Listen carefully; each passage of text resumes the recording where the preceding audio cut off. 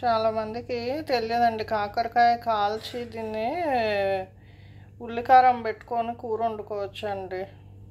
దీన్ని మనం కాకరకాయని కాలుద్దామండి. ఇలా మనం పొయ్యి మీద పెట్టి కాలుద్దాం. దీన్ని కొంచెం బాగా కాల్చాలండి, పైన అంతా మాడిపోతుంది, లోపల ఉడికే వరకు కాల్చాలి.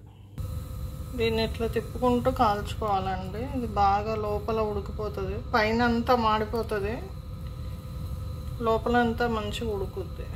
ఈ విధంగా కాల్చుకున్న కాకరకాయని ఇట్లా మాడు మొత్తం పోయేంత వరకు బాగా నీట్గా క్లీన్ చేసుకోవాలండి.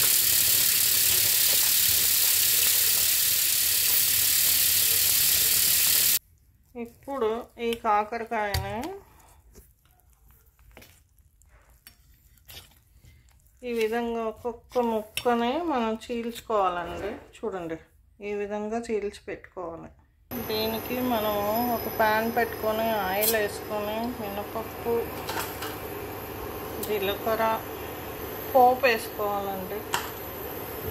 ఇప్పుడు మనము కాల్చుకున్న కాకరకాయ కడిగేసి ఇలా ముక్కలు చీల్చి పెట్టుకోవాలి. దీన్ని ఈ పోపులో వేసుకోవాలి.